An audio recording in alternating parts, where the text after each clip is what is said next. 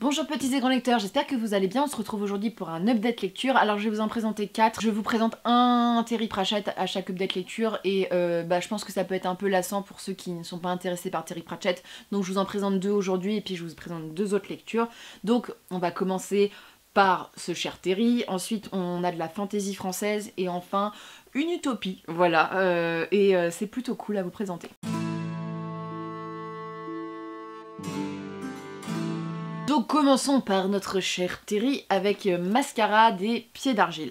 Alors Mascarade, on est sur le cycle des sorcières où c'est clairement un pastiche du fantôme de l'opéra, d'un Nounou Hogg et puis Mémé-Sire du Temps, qui à la suite donc du dernier tome des sorcières vont devoir trouver une remplaçante parce que un coven à 2 c'est pas pratique quoi pour le coup, et donc elles sont à la recherche d'une nouvelle sorcière à faire rentrer dans le coven, et pour ce elles en ont une dans le viseur.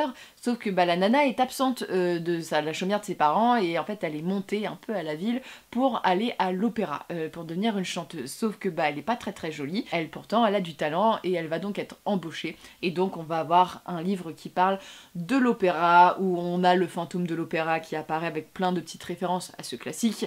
Et en même temps ça va traiter des questions sur la musique, ça va traiter aussi du luxe et du rapport en fait. C'est très drôle parce que Mémé et nous, elles ont pas, oui je les appelle comme ça, c'est ma famille maintenant je dis, mais elles ont un rapport, elles sont tunées, mais si elles s'habillent un peu, c'est des sorcières quoi, elles sont pas là pour sortir au théâtre, et donc il y a des scènes quand même assez hilarantes où elles vont faire les magasins en mode Pretty Woman, et c'est trop drôle. J'ai beaucoup aimé la réinterprétation de ce mythe, voilà, du fantôme de l'opéra. J'aime beaucoup déjà l'opéra, j'ai consommé de l'opéra depuis toute petite, donc c'est quelque chose qui me fascine énormément, et là pour le coup il y a quand même des questions qui sont soulevées sur comment ça a fonctionné, et surtout voilà, il y a quand même des choses sur la féminité, sur le fait que si t'es pas jolie, t'es pas sur le devant de la scène, tu chantes à l'extérieur. Et puis en plus les sorcières elles doivent se rendre à la ville pour rencontrer leur éditeur d'un certain livre de cuisine aphrodisiaque, donc voilà, il y a quand même beaucoup d'humour, et Mémé et Nounou sont des personnages qui sont hyper attachants,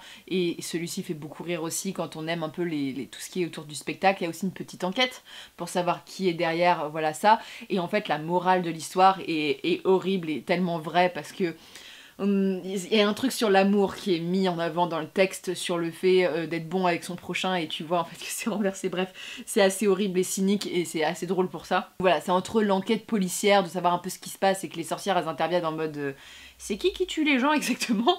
Il y a ce côté totalement humoristique où elles sont obligées d'aller voir leur éditeur, de faire les magasins pour aller à l'opéra et de retrouver cette sorcière. Et on suit aussi le parcours de cette sorcière qui est hyper agréable à suivre. J'ai adoré ce personnage, et qui se retrouve en fait à avoir ses rêves un petit peu. Elle est super naïve, du genre elle est en mode ouais je suis pas payée mais je suis hyper contente de chanter à l'opéra, et qui voit un peu tout ce monde qui est très difficile et qui se dit que c'est peut-être pas forcément sa place.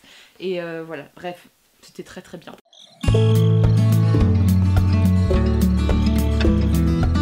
Pieds d'Argile, c'est donc le cycle du Hoguet, c'est la police. Donc déjà moi je le trouve très drôle ce cycle déjà de base. Dans celui-ci il y a souvent des enquêtes policières, donc là il y a des meurtres, ils vont devoir enquêter, et surtout le praticien, donc c'est celui qui gère un peu la cité d'Ankh-Morpork, il va être empoisonné, donc en fait le guet est envoyé pour un peu enquêter, et vous savez avec le guet et les agents du guet on n'est jamais sûr de la suite, donc celui-ci est assez cool parce que c'est vraiment dans la continuité, on creuse les personnages, les relations entre personnages. Il y a tout un truc avec un rapport avec les golems dans le récit, donc les golems vous savez c'est les créatures faites d'argile et qui sont contrôlé par quelqu'un. Et voilà, ça parle de l'esclavage, ça parle aussi... en fait, Hoguet, ce que j'aime beaucoup, c'est que ça parle aussi du racisme. Ça peut être drôle, mais c'est drôle et en même temps c'est hyper profond. Il y a le fait qu'il y a donc un personnage féminin dans la guilde qui sort avec Carotte, bref, c'est mon couple Gaule, voilà, je les aime trop. Et ils sont trop mignons tous les deux, et surtout il y a un nain voilà, qui est arrivé, sauf qu'il s'avère que c'est une naine. Sauf que dans le peuple des nains, faut pas montrer sa féminité, donc en fait elle vient en fait le personnage féminin, elle va l'aider, tu vois, à porter du rouge à lèvres, des talons, et voilà, mettre sa barbe de certaines manières, parce que même si on est une naine, on a une très belle barbe. Et en fait, il se retrouve confronté à un public, notamment dans la police, qui est assez choqué en fait de voir qu'il sort en fait de la condition, alors déjà qu'il exprime sa féminité, mais qu'il sort de sa condition. Donc on peut faire plein de parallèles avec plein de questions, mais c'est hyper touchant la manière dont c'est fait, et t'as même des nains qui disent mais en fait je suis peut-être naine. Voilà. Et bref, les personnages sont hyper hyper touchants tous les deux. Et voilà, le combo de filles là, il est hyper cool. Et voilà, l'enquête est sympa quand on apprend qui c'est, en mode voilà là. Et puis Carotte, alors Carotte c'est mon préf, hein, mais lui et son sens de la justice qui comprend jamais rien à rien, et du genre il y a des quiproquos. On retrouve aussi notre cher commissaire qui se retrouve dans une toute nouvelle vie et qui doit un peu gérer ça. Bref, c'est vraiment une continuité du cycle du guet, donc le guet des orfèvres, il me semble que c'était celui d'avant. Ouais, c'est le Guet des Orfèvres, que franchement c'était vraiment très bien. Et il y a le côté policier, il y a dénonciation de plein de sujets, voilà, et l'enquête était plutôt sympa, donc je vous le conseille. Voilà, pour l'instant moi j'adore le cycle du Guet. Le cycle des mages est celui que j'aime le moins avec Rincevent, mais le cycle du Guet, je trouve qu'il est un peu sous-estimé, hein. Personne, tout le monde dit le cycle des sorcières ou le cycle de la mort, mais le cycle du Guet, c'est une pépite, hein. Moi j'adore, je trouve ça trop drôle.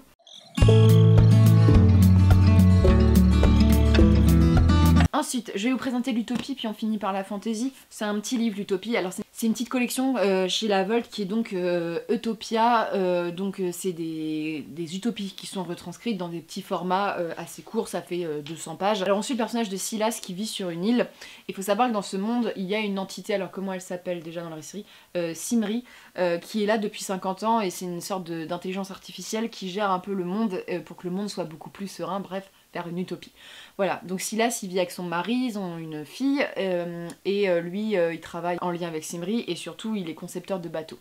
Et tout va basculer le jour, alors c'est une vie de rêve qu'ils ont, voilà, il aime avec son mari, ça se passe super bien, sa fille est géniale, son boulot et tout se passe bien, ils vivent dans un cocon de bonheur.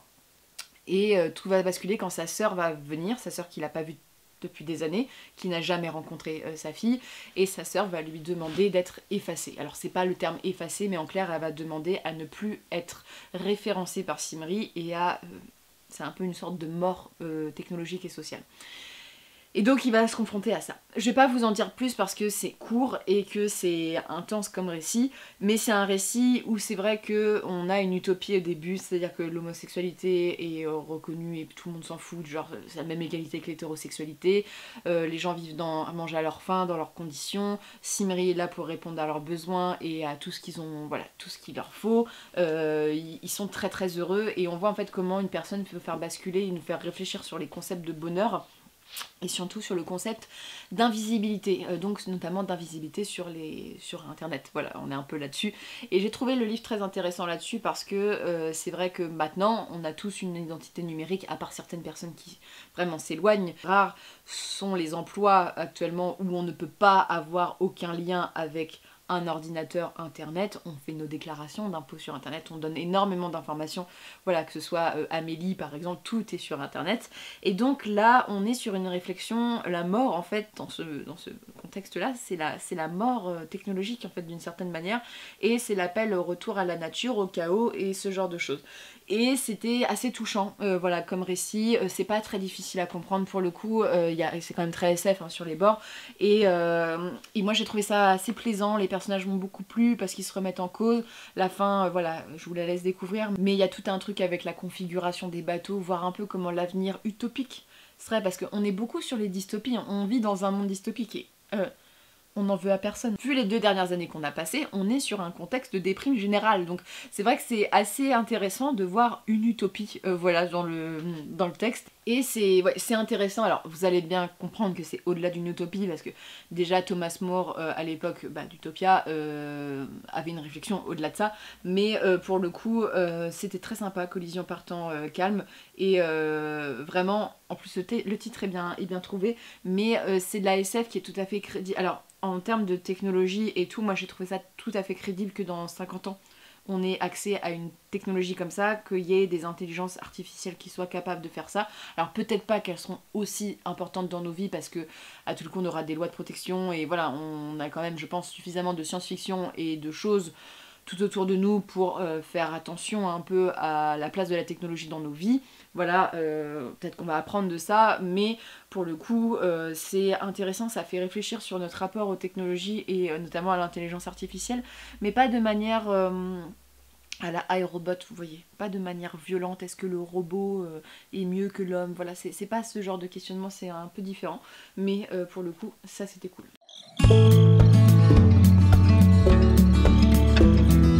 Je vais vous présenter un roman de fantasy que j'ai lu, qui est français, donc publié chez un éditeur que je ne connaissais pas, du moins je connaissais de nom parce qu'il est connu, mais je n'avais jamais lu un livre de ces éditions-là. Donc il s'agit donc d'un livre des éditions de Critique, qui sont basées à Rennes, il me semble, donc des sorciers et des hommes de Thomas Guéa.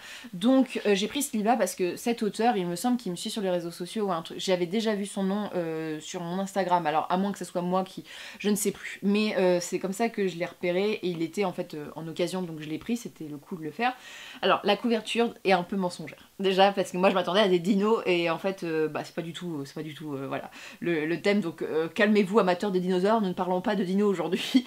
Mais on est sur un livre alors c'est plutôt c'est une sorte de recueil de nouvelles qui comporte une histoire, voilà, qui est liée.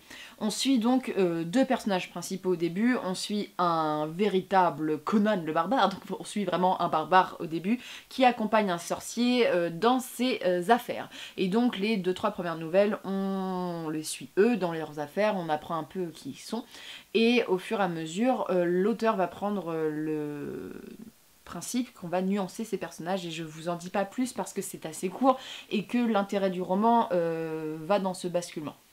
Donc c'est un récit moi que j'ai trouvé plutôt sympa. Voilà, j'ai passé un bon moment de lecture, surtout j'ai beaucoup apprécié le bouleversement et que je peux pas vous dire plus précisément, le parti pris en fait de l'auteur et surtout la fin que je trouve assez brillante, et voilà, pour le coup j'ai trouvé ça assez agréable. Même si j'ai eu un début difficile parce qu'en fait l'auteur va un peu te balader, on ne sait pas trop au début où il va en venir. En fait c'est au moment du basculement que tu comprends où il voulait aller, c'est-à-dire que ce qu'il montrait au début en fait c'était ce qu'il dénonçait. Et au début tu te dis ok ça va pas aller si c'est comme ça, parce qu'en fait c'est un véritable barbare le mec. Et donc le texte commence déjà avec une nana qui met dans son lit, il traite super mal les femmes, il les sexualise tout le temps, il veut tout le temps ken, genre c'est sa vie, genre je ken. Et j'étais en mode c'est quoi ce gros lourd qui est hyper sexiste, voilà, pour le coup. Et on est face à un sorcier, alors pour le coup qui était plutôt classe, j'ai beaucoup aimé ce personnage qui a une quête un petit peu, et on va apprendre un peu son enfance. C'est un type de magie qui est hyper intéressant, j'ai beaucoup aimé, et même en fait les méchants, de leur point de vue, on va apprendre en fait qu'ils sont, toute la mythologie autour.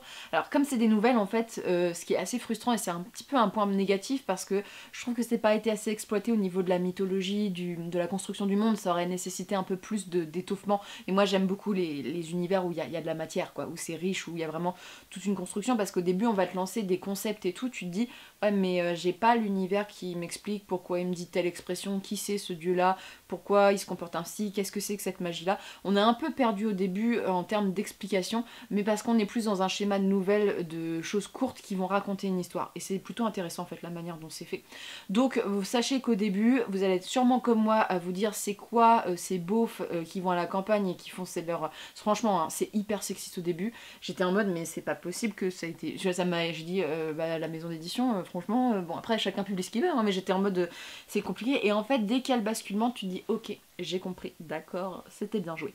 Donc voilà, le style est super simple à lire, c'est pas prise de tête. Comme je suis une lectrice de fantasy, voilà, j'aime beaucoup ça. J'ai eu des manquements sur l'univers, ça manquait en fait d'étoffement, c'était trop court, ça allait trop vite, ça s'enchaînait beaucoup trop vite, selon moi ça prenait pas assez son temps, mais ça c'est une question de goût.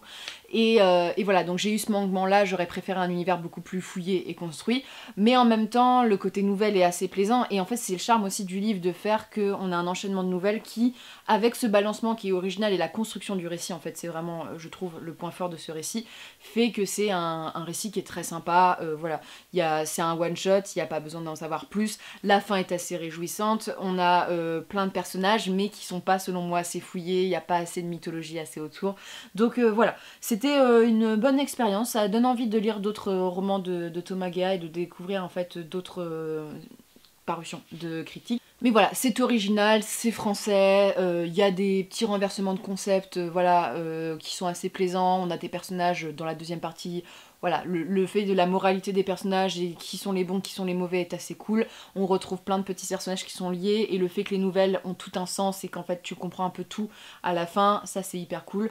Donc voilà, je vous le conseille si ça vous intéresse. Alors c'est pas le meilleur livre que j'ai lu, mais c'est un bon livre selon moi, voilà, donc à suivre. Donc c'en est tout pour ces lectures. J'ai pas approfondi énormément mon avis sur des sorciers et des hommes parce que le livre est très court et que je peux pas vous parler non plus de l'intérêt principal vu que c'est un très gros spoil et que sinon le livre perd un peu de son intérêt. Mais voilà, c'est toujours cool de mettre en avant des jeunes auteurs français. Moi je soutiens voilà, ce genre de prérogatives. Et sur ce, n'hésitez pas à me dire ce que vous lisez actuellement et je vous souhaite de très bonnes lectures et une très bonne journée.